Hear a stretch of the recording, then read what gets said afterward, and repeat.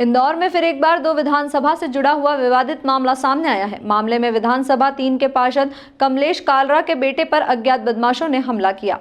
इस हमले का आरोप विधानसभा 2 के पार्षद जीतू यादव पर लगाया गया है। इंदौर में फिर एक बार एक ही राजनीति पार्टी बीजेपी से जुड़े 2 पार्षदों का विवाद सड़कों पर नजर आने लगा है। विधानसभा 4 के वार्ड क्रमांक 65 के पार्षद कमलेश कालरा के द्वारा जतिन नाम के निगम कर्मचारी को फोन लगाकर काम के सिलसिले में अभद्र व्यवहार किया गया था, जिसका ऑडियो भी सोशल मीडिया पर वायरल हो रहा है और यह कमलेश से जुड़ा हुआ ही बताया जा रहा है। अब इस मामले में जीतू यादव, जो कि विधानसभा 2 में वार्ड 24 के पार्षद और एमआईसी मेंबर हैं, उन पर आरोप लगाया है कि वह विधानसभा में काम नहीं करने दे रहे हैं और इसी के चलते उन्हें फिर से फोन लगाकर धमकाया जा रहा है। इस हमले के आरोप भी जीतू यादव पर लगे हैं और कहा गया है कि उनके ही लोगों ने यह हमला करवाया है। फिलहाल अभी भाजपा पार्षद और एमआईसी मेंबर जीतू यादव का किसी तरह का कोई बयान सामने नहीं आया है, लेकिन एक बात साफ हो गई है कि विधानसभा 4 और विधानसभा 2 का मतभेद सामने आ रहा है। फिलहाल मामले में पुलिस का कहना है कि अभी तमाम सबूतों को एकत्रित किया जाएगा और उसके बाद जो भी वैधानिक कार्रवाई होगी वह की जाएगी। वो घर घर जाके वसूली कर रहा था। हमारे जितने भी वोटर हैं, छोटे छोटे मकान वहाँ जाके वसूली कर रहा था बार बार। किस चीज़ की वसूली की जा वो रही थी? मकान बन रहे थे, उन सबको परेशान कर रहा था। हमारे सब वोटर हैं, तो इसीलिए मैंने उसको चिल्ला चोट करी थी। फिर मेरे को जीतू यादव की उसने धमकी दी और जीतू यादव ने फिर मेरे को थोड़ा चिल्ला चोट भी करी, मेरे को धमकाया है, मर्डर की धमकी भी दी है। और आज जो घटना हुई है इसी कारण ही हुई। जीतू यादव के आदमी थे और उन्होंने बहुत मारपीट करी, बच्चे को चाकू मारे हैं, घर से ज्वेलरी उठा के ले, मेरी माँ को मारा, बीवी को मारा, मेरी मौसी को मारा। और क्या कहना था उनका जब घर में आया? बोले मेरा नाम क्यों लिया तुमने ऑडियो में? मैं सामने वाला धमकाएगा तो बोलूँगा ना। और तो उनको समझना चाहिए संगठन के आदमी हैं, तो उसको बल्कि अधिकारी को बोलना चाहिए मेरा नाम कैसे लिया। अब इनकी दादागिरी है और इनके लोग अगर काम करेंगे नगर निगम, तो हम काम कैसे करेंगे आगे? निगम कर्मचारी का कहना है कि अवैध अतिक्रमण, अवैध जो बिल्डिंग है आपके द्वारा बनाई जा रही थी और उसी के लिए जो है आपने मैं बिल्डिंग थोड़ी बनाता हूँ, मैं क्या के लिए बिल्डिंग बनाऊँगा? मैं तो पार्षद हूँ, मैं बिल्डिंग बनी नहीं रही है मेरी। आप ही के मतलब अगर वार्ड में कोई मकान वगैरह बन रहा है तो उसमें मेरी कोई भागीदारी थोड़ी है। अब जो वो जो है मांग कर रहे हैं कि आप पे कार्रवाई की जाए। कौन? जो कर्मचारी है। तो कार्रवाई तो मैं करवा रहा हूँ। तो हत्या हो जाएगी तो हम तो करवा रहे हैं ना। आप पर कार्रवाई करने की मांग की जा रही है कि करें ना, अभद्र व्यवहार कर रहा है। तो करें ना, मैं एग्री हूँ उसको झेलने के लिए।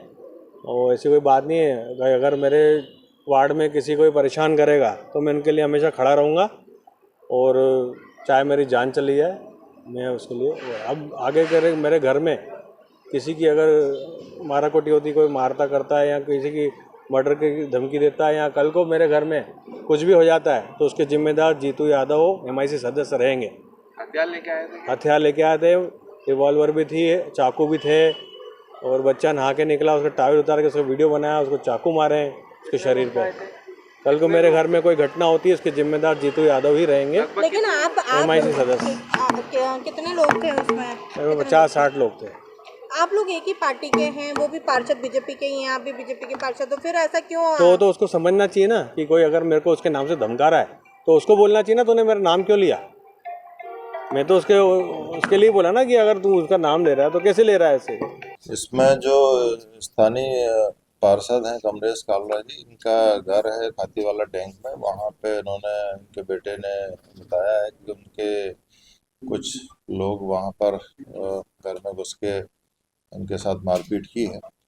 उनके पुत्र जो हैं उनका मेडिकल परीक्षण हमने करवाया है और उसके बाद जो संबंधित धाराओं में हम प्रकरण दर्ज उनकी तरफ से कर रहे हैं।